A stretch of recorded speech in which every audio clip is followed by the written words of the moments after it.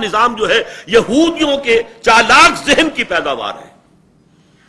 نور حق السینہ آدم ربود، اس نے انسان کے اندر سے جو اللہ کا نور تھا، نفخت فیہ من روحی، اسے نکال پھینکا ہے. اب یہ درندہ بن گیا ہے، آدمی درندہ بے دندان و چنگ. نور حق السینہ آدم ربود، تا تہو بالا نہ گرددی نظام، دانش و تہذیب و دین سودائے خام. جب تک یہ بینکنگ کا نظام جو ہے تہو بالا نہیں ہوتا، ختم نہیں ہوتا، اس وقت تک نہ دانش کا کوئی امکان ہے، نہ دین کا، نہ تہذیب کا. اور وہی بات قائد اعظم نے کہی، اسٹیٹ بینک آف پاکستان کا افتتاح کرتے ہوئے کہی کہ یہ نظام نہیں، ہمیں اپنا نظام بنانا ہوگا. تو بہرحال ان حوالوں سے اللہ تعالیٰ نے بہت سے شواہد جمع کر دیے ہیں کہ یہاں سے احیاء ہوگا. بدقسمتی سے ہم اپنا سبق بھول گئے، منزل سے بھٹک گئے. ہماری دینی قیادت نے بہت بڑی غلطی کی، ہمالیہ ایسی غلطی کی، پاور پالیٹکس میں اپنی صلاحیتوں کو، قوتوں کو ضائع کر دیا. ہو سکتا ہے بھولا ہوا سبق یاد آ جائے، توقع ہے اللہ سے. اور اگر خدا نہ خواستہ نہیں ہوا، یہ تو میرے اور آپ کا امتحان ہے کہ ہم اس میں کیا کر رہے ہیں، ہمارا کردار کیا ہے. افراد کے ہاتھوں میں ہے اقوام کی تقدیر، ہر فرد ہے ملت کے مقدر کا ستارہ. آئیں بڑھے، کام کریں. نہ ہوا تو پھر میں نے دوسری آیت جو تلاوت کی تھی اس کو نوٹ آف وارننگ کے حوالے سے آپ کے سامنے رکھ کر پھر میں اپنی گفتگو ختم کر دوں گا. بلعام بن باورا ایک کردار تھا یہود میں، بہت عابد، زاہد، عالم، صاحب کرامت، بزرگ. لیکن یہ کہ وہ ایک عورت کے اغوا کے چکر میں وہ ایسا گیا ہے، ساری اس کی دینداری اور روحانیت اور درویشی اور علم اور تقوی اور وہ سب ختم.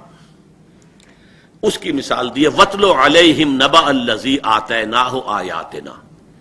اے نبی انہیں ذرا اس شخص کا حال سنا دیجئے جسے ہم نے اپنی آیات عطا کی تھی. آیات سے مراد علم بھی ہو سکتا ہے، کرامات بھی ہو سکتی ہیں، اس لیے کہ معجزوں کو بھی آیات کہا جاتا ہے، اور جو اولیاء اللہ کے لیے ہوتے ہیں وہ کرامات. لیکن فَانْسَلَخَ مِنْهَا، وہ وہاں سے نکل بھاگا. فَأَتْبَعَهُ الشَّيْطَانُ، اب شیطان اس کے پیچھے لگ گیا، اور جسے آپ کہتے ہیں اپنی کلوکیل زبان میں اب برے کو گھر تک پہنچایا اس نے. فَكَانَ مِنَ الْغَاوِينَ، اب اسے آخری درجے کا گمراہ بنا کر چھوڑا. وَلَوْ شِئْنَا لَرَفَعْنَاهُ بِهَا، ہم چاہتے تو اسے اور ترقی دیتے، روحانی، دینی، علمی اور ترفع اسے حاصل ہوتا. وَلَكِنَّهُ أَخْلَدَ إِلَى الْأَرْضِ، وہ تو زمین کی طرف ہی دھستا چلا گیا. زمینی خواہشات، زمینی شہوات، زمینی آرزویں، انہیں کے اندر دھستا چلا گیا. وَاتَّبَعَ هَوَاهُ، اس نے اپنی خواہشات کی پیروی کی، لہذا راندہ درگاہ حق ہو گیا. یہ آیت ختم ہوتی ہے ذَلِكَ مَثَلُ الْقَوْمِ الَّذِينَ كَذَّبُوا بِآيَاتِنَا، یہی مثال اس قوم کی بھی ہے جو ہماری آیات کو جھٹلا دے. پاکستان من حیث القوم، یہ آیات ہیں اللہ کی. چاہے وہ ڈاکٹر علی شریعتی ہو، چاہے مالک ابن نبی ہو، عالم عرب کا سب سے بڑا دانشور اور ایران کا سب سے بڑا دونوں نے کہا کہ centre of gravity, spiritual and intellectual centre of gravity of the Muslim ummah shift to the South Asia. اور یہ سارا کا سارا ہوا ہے، کیوں ہوا ہے؟ یہاں سے اب اس کی جو ہے ری جنریشن، احیاء، اللہ نے تو موقع دے دیا ہے، آیات عطا کر دی ہیں. اگر ہم بلعام بن باورا بن جائیں تو یہ بہرحال ہمارا اپنا معاملہ ہے. خدا نہ خواستہ اگر اس میں اور تاخیر ہوئی اور ہم نے کہیں سیکولرزم ہی کی طرف اپنا سفر جو ہے کسی طریقے سے جاری رکھا، اور یہ کہ مہلت اللہ تعالیٰ نے ایک کوڑا ہماری پیٹھ پر 1971 میں مار ہی دیا تھا. اور واقعہ یہ ہے کہ اس کے بعد بھی ایک فریش لیز آف ایگزسٹنس جو ملی ہے وہ بھی اللہ تعالیٰ کی خصوصی تدبیر، جس کی کہ اندرا گاندھی جو ہے آخری وقت تک جو ہے رونا روتی چلی گئی. Pro Pakistan tilt of Nixon administration, کہ نکسن نے ہاٹ لائن پر کہا ہے کوسیجن سے انف از انف، اسٹاپ اٹ، اور اس کا حکم تھا اندرا گاندھی کو، اور یونیلیٹرل جو ہے سیز فائر ہوا ہے. ورنہ یہ ظاہر بات ہے ان کا مورال آسمان پر تھا، ہمارا پاتال میں تھا. یکسو ہو کر یہاں پر ہماری دو جگہ سے جو ہے ڈیفنسز ٹوٹ چکے تھے، سیالکوٹ میں بھی اور راجستھان میں بھی، سندھ میں بھی. صرف یہ کہ ایک ٹاسک فورس لے کر تکا خاں بیٹھے ہوئے تھے سلیمان کی ہیڈ ورکس پر. باقی ہماری ایئر فورس مفلوج ہو چکی تھی، کماڑی میں آ کر ہمارے جہاز کو وہ ہٹ کر کے گئے. تو زیادہ زیادہ 6 دن کی مار تھی پاکستان، لیکن نہیں، اللہ نے بچایا ہے. لیکن یہ کہ اس پر دھوکہ نہیں کھانا چاہیے. اللہ تعالیٰ رسی دراز کرتا ہے لیکن پھر ایک دم کھینچتا بھی ہے، پھانسی کے دھکتے کی طرح.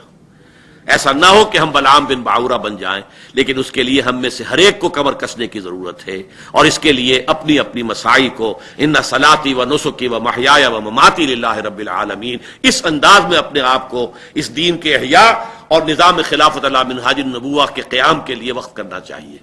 میں آپ حضرات کا بہت ہی ممنون اور مشکور ہوں، بڑے صبر کے ساتھ، حالانکہ خاصا حفصہ ہو گیا ہے مجھے بھی پسینے میں شرابور ہوں اس وقت، لیکن بہرحال آپ نے بڑے صبر کے ساتھ میری بات سنی ہے، میں اس پر آپ کا شکریہ ادا کرتا ہوں۔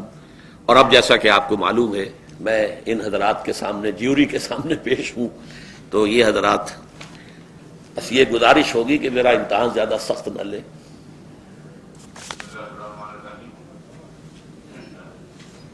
صاحب نے تقریباً 2 گھنٹے کام فرمایا اور تو حقیقت میں تو آپ کے فرمودات کے بارے میں کچھ کہنے کی ضرورت نہیں ہے۔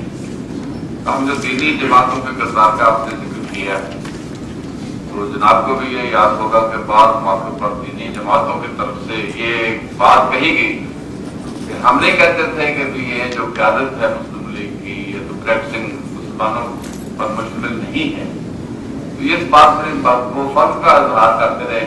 تو ناکام اگر ایوب خان کی کنونشن لیگ ہوتی ہے یا نماز لیگ ہوتی ہے تو وہ فخری بات جماعتوں کی طرف سے کہی جاتی ہے۔ تو آپ نے تجزیہ کیا صحیح سے آپ اس بات میں صحیح طور پر، تو مسئلہ جو آپ نے کھول کر بیان کر دیا اصل میں وہ تو مسلمانوں کو اپنے مقدمے کے لیے قابل وکیلوں کی ضرورت تھی، تو یہ سوال ہی جو ہے برمن صحیح نہیں تھا اس حوالے سے کہ جو قیادت ہے مسلم لیگ کی وہ تو یہ سوال ریلیونٹ، آپ نے بھی اس سے اتفاق کی، تو لہٰذا دینی جماعتوں کو میں یہ کہ یہ بھی دیکھنا چاہیے کہ اس طرح سے پاکستان کے اندر جو سیکولر ناصر ہیں ان کو تجویز ملتی ہے، ان کے مقاصد کو تجویز ملتی ہے، ہم ایسے لوگوں میں مایوسی پیدا ہوتی ہے اس طرح کی باتوں سے، تو یہ بھی تھوڑا سا توجہ طلب مسئلہ ہے۔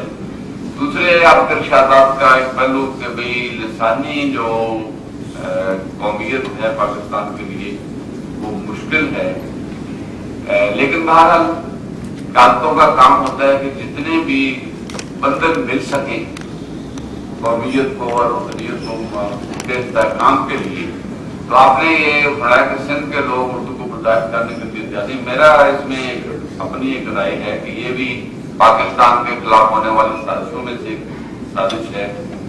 اگر پاکستان کی جو جس زبان کو قاعدہ بھی سمجھتے تھے کہ مختلف صوبے ہیں، مختلف زبانیں ہیں، تو ظاہر ہے کہ ایک ملک بنتا ہے تو ایک رابطے کی زبان کی ضرورت ہوتی ہے۔ میرے کو اس کا مقام مل جاتا وہ سرکاری زبان مل جاتی تو سندھی یا دوسری زبان جو اس مقام پر آ جاتی ہے۔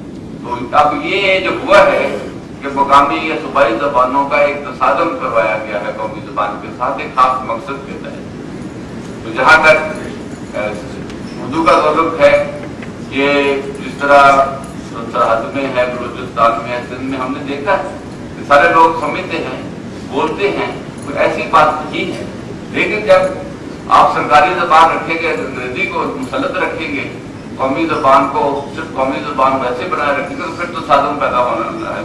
تو میرے خیال میں اگر مسائل کو ہم صحیح انداز میں دیکھیں تو اس میں اور بھی صورتیں ہمیں ایسے عوامل مل سکتے ہیں کہ ہم اپنی قومیت کو پاکستانیت کو مضبوط کریں گے۔ اس میں آخری جو میں آپ سے ماشاءاللہ آپ کی اتنی گہری نظر ہے معاملات پر، حالات پر، تو تھوڑا سا آپ کو ہماری رہنمائی کے لیے یہ فرمانا چاہیے کہ وقفوں کے بعد یہ ایسے عناصر نکل آتے ہیں دونوں فطروں سے اور یکدم وہ اپنی باتیں کہنے لگتے ہیں، تو اس سلسلے میں ہمارا لائحہ عمل کیا ہونا چاہیے؟ اب جو دیکھیں جس اخبار کا آپ نے ذکر کیا تو المیہ یہ ہے، ان حالات کا تضاد یہ ہے کہ یہی وہ اخبار ہے جو قائد اعظم کی خواہش پر شروع ہوا تھا اور اسی ایک اخبار نے پاکستان کی جنگ بھی لڑی تھی، تو آج اسی میں قائد اعظم کے جو افکار ہیں ان کو جانے کی کوشش ہو رہی ہے۔ بہت شکریہ۔ اصل میں حجازی صاحب کی گفتگو جو ہے وہ زیادہ تر تو کمنٹس کے زیر عنوان آئے گی، تو ظاہر بات ہے ہر شخص کو حق ہے کمنٹس دینے کا۔ جہاں تک زبان کے مسئلے کی بات کی ہے، جہاں تک فرمایا کہ کیا کریں، تو کرنا تو یہی ہے کہ اس کو نمایاں کریں، واضح کریں۔ پاکستان کی بنیاد اصل میں کیا تھی؟ جہاں تک لسانی مسئلے کا تعلق ہے میرے نزدیک ہم سے غلطی ہوئی ہے، اور وہ یہ ہے کہ یہ دنیا کے اندر جو معاشی مسئلہ ہے اس کی بھی